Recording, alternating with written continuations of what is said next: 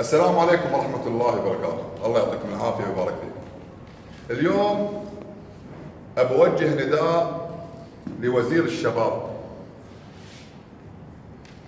لمدير الهيئة، هيئة الرياضة، وللدكتور النائب الدكتور حمود فليطة. الله يعطيكم العافية. في مشكلة في رفع الأثقال في الاتحاد.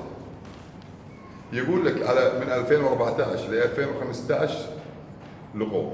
أنا بس بسأل سؤال رجاء من الإخوان الرياضيين، خاصة الأبطال ومدراء ومشرفين في رفع الأثقال، يحاولون كثر ما يقدرون يوصلون هذا الفيلم أو هذا المقطع حق المسؤولين. الحين كان في اتحاد موجود عدل، وفجأة صار في محكمة ولغى الاتحاد. اللعيبة شكوا، اللاعب شكوا، هو لعب شكوا. شنو هي المشكلة؟ المشكلة ان في ناس لعبت موسم 2014 و2015 وفجأة قالوا لك في حكم من المحكمة. هني السؤال، لما يصير في حكم او لما يصير في محكمة، اللعيبة تمتنع ما تلعب ولا تلعب لما يطلع الحكم؟ هني سؤال.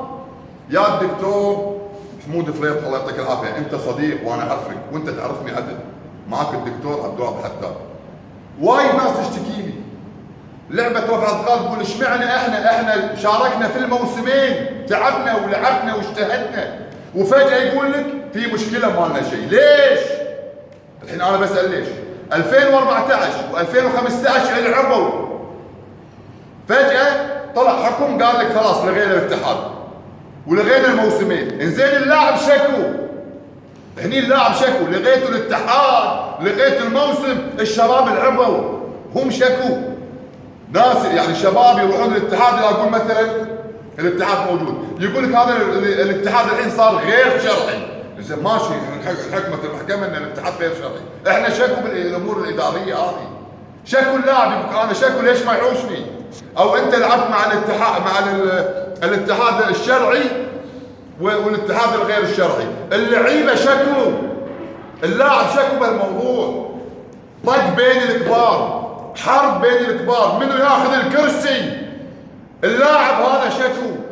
الاسطوره هذا كابتن عبد الله الحداد الكويتي، جنسيه اولى، اقوى شبل في العالم، شكوا، وغيره من الكويتيين من اللعيبه ابطال موجودين شكوا. يقول فجاه يقول انا باخذ فلوسي، ما في فلوس.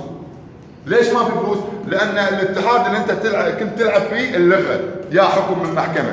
هني السؤال، لنفرض نعطي كم مثال، لنفرض ان الاتحاد هذا ما اللغة والحكم من المحكمة طلع لصالح الاتحاد، خلكم معي، وكابتن عبد الله واللعيبه ما رفع اثقال ما لعبوا، كان شو راح يصير؟ قالوا انتم ما لعبتوا معانا وانتم امتنعتوا وهم ما راح نعطيكم. يعني من وين ما يطقها عويه. ولما يلعب ويلغي الاتحاد يقول الاتحاد خلاص غير شرعي كانه لم يكن. يعني في جميع الحالات اللاعب موقوف.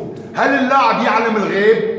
هل اللاعب يعلم ان الحكم المحكمه هذا راح يطلع من صالح شو اسمه الشباب مثل الاتحاد القديم او الجديد؟ يعلم. ما ندري احنا الاتحاد راح يحكم حق منه، واللاعب ما له شغل بالموضوع الاداريه والمحاكم والمشاكل، ما له شغل خير شر. فليش تدخلون اللاعب بهالمشاكل؟ الحين انتم ليش موقفين فلوسهم اللي تنزل سنه ما استلموا؟ سؤال، ليش موقفينهم؟ احنا نبي نفهم الحين، هل المشكله هذه بالاتحاد حاليا وهو اللي ما يبي يعطي الانديه؟ احنا نبي نفهم. هم الاتحاد هذا نعرفه والقديم كلهم فوق راسنا ونحترمهم. الاتحاد هذا الحين موجود ما يبي يمشي، لان الهيئه تقول لازم لا ترجعون يا نادي لما تبون كتاب من الاتحاد. تروح عند الاتحاد لان في طق مطاقه بين الاتحاد القديم او الشرعي او غير الشرعي، انا ما بعطي النادي هذا وانا بعطي النادي. يعني في مشكله صايره اللعيبه مو فاهمتها. تبون يعني شنو نعتصم تحت الاتحاد؟ يعني لمتى هالمشاكل؟ يعني لمتى؟ تبونا نعتصم؟ تبونا نسوي مشاكل؟ تبونا نرفع قضايا؟ ايش تبون؟ يعني شو المطلوب يعني؟ لوين بنوصل؟ يعني الرياضه كل يوم ما تنزل وتطيح وبالحدار، لين متى؟ اذا اللاعب ما لقى النادي يتجه للمخدرات، يتجه للفساد. يعني انتم ما تبون لعيبه بالكويت قاعد نشغل عيالنا انهم يلعبون لعبه، وندري ان كل سنه ياخذون، كل سنه. الحين انتم ايش تبون؟ يا الاتحاد ليش ما تبي تخلص؟ المشكله من وين؟ المشكله من الهيئه. تروح عند الهيئه يقول لك المشكله مو عندنا، من الاتحاد. شو الموضوع؟ لا، في اتحاد شرعي غير شرعي. اللاعب شكو. ابين مره ثانيه، لو اللاعب ما كان لاعب والاتحاد اعترفوا فيه المحكمه، كان همنا نفس الطريقه، قالت مالك شيء انت ما لعبت. ولو اللاعب لاعب والاتحاد والمحكمه حكمت قالت غير شرعي او خلاص اللغه، نفس يعني اللاعب بجميع الاحوال مذكور. واللاعب مو ساحر ما يعلم الغيب. يعني انا لاعب تقول لي العب العب، لا تلعب ما العب، انا شكو. ناس وايد لعبت الموسم هذا كله، الحين يقول لك نبي نلغيه، تبي تلغيه واحنا شكو، اللاعب شكو. الى من يهم الامر، نبي المسؤولين، وينكم يا مسؤولين؟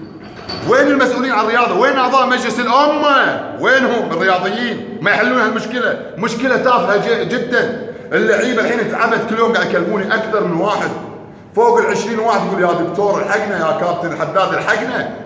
النوادي استلمت، احنا ما استلمنا، ليش؟ الا رفع اثقال. ليش؟ لان في طق مطاقك على الكرسي. والاتحاد هذا ما يبي يمشي حق في كلام يقول الله اعلم، كلام.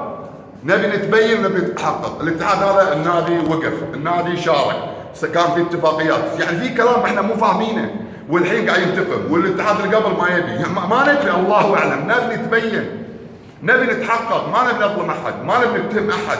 اللي نبي عيالنا تستلم فلوسها، نبي المشكله هذه تنحل.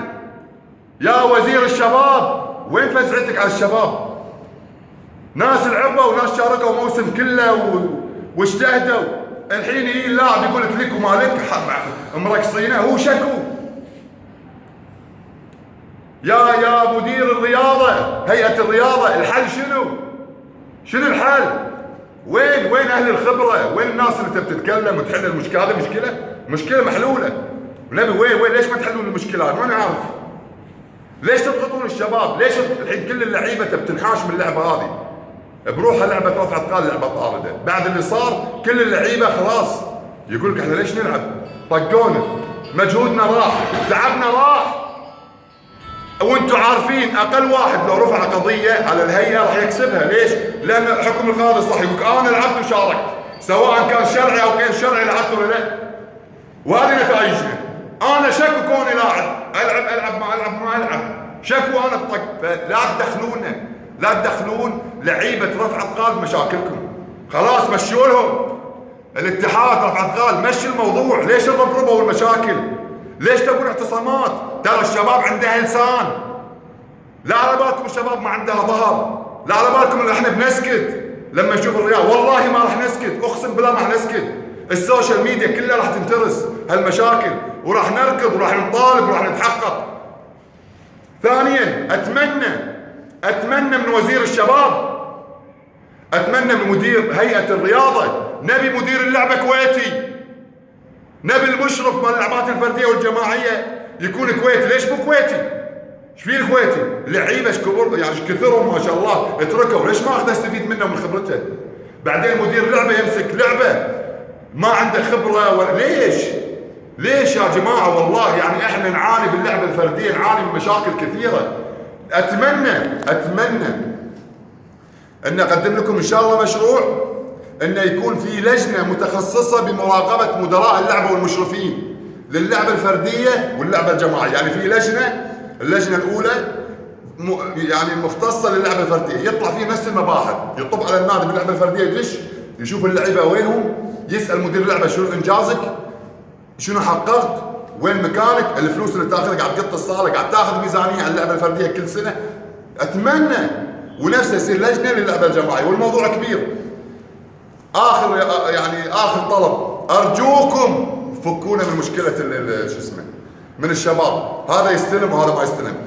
الشاب البطل ما له ذنب باللي يصير، لعب كلهم لعبوا، مشوا لهم بسرعة، ليش معلقينهم؟ هذا النادي استلم وقاعدين على اعصاب، حقي عرقي كافي. الحين الميداليات اللي ياخذونها يقول لك الذهبيه 150 والفضيه مثلا 100 والبرونزيه 50، ما حد قاعد يستلمها. 5 سنوات 6 سنوات كل اكثر الانديه، وفي انديه تستلم وفي انديه لا. يعني مشاكل كثيره، اللاعب مضغوط ضغطه قويه، مو لاقي وين طقاقه، الكل زانطه، الكل ماسكه شيء، اللاعب شكله كذي. هذا لاعب بطل عالم، الكل يحترمه، الكل يتمنى انه يكون معاه باللعبه ماسكينه كذي وزانطينه وطاقات طاقات طاقات طاقات طاقات، بدل نبوس راسه ونحضنه ونقول يعطيك العافيه انك ما صرت شاب، يعطيك العافيه انك ما صرت تاخذ يعني ما تتعاطى المخدرات، انك تلعب وترفع اسم الكويت، لا نطقه بقصار وطاقات. ايش تبون؟ خلاص زهقنا ترى تعبنا. نداء للاتحاد رفعت خال، حل المشكله بسرعه، ما نبيها تطول، حل المشكله. وبعدين كثر ما تقدرون خلوا مدراء اللعبه كويتيين، ومو شرط مدير اللعبه يصير حق عضو فلان بالنادي او مدير فلان، مو شرط. نبي مدير لعبه يفهم باللعبه، مدير لعبه يساعد ينهض باللعبه، ما نبي مدير لعبه يفكر بمصالحه وبفلوس، يفكر ايش كثر يطلع. تعبنا. اذا تبون الدراسات انا مستعد اعطيكم دراسات، بس انتم ما تبون دراسات، انتم تبون الدنيا ماشيه، ما تبون الشباب تساعدكم. الله يعطيكم العافيه، وان شاء الله يا وزير باذن الله تعالى، يا وزير الشباب باذن الله تعالى تحل المشكله هذه بسرعه كثر ما تقدر. والسلام عليكم ورحمه الله وبركاته.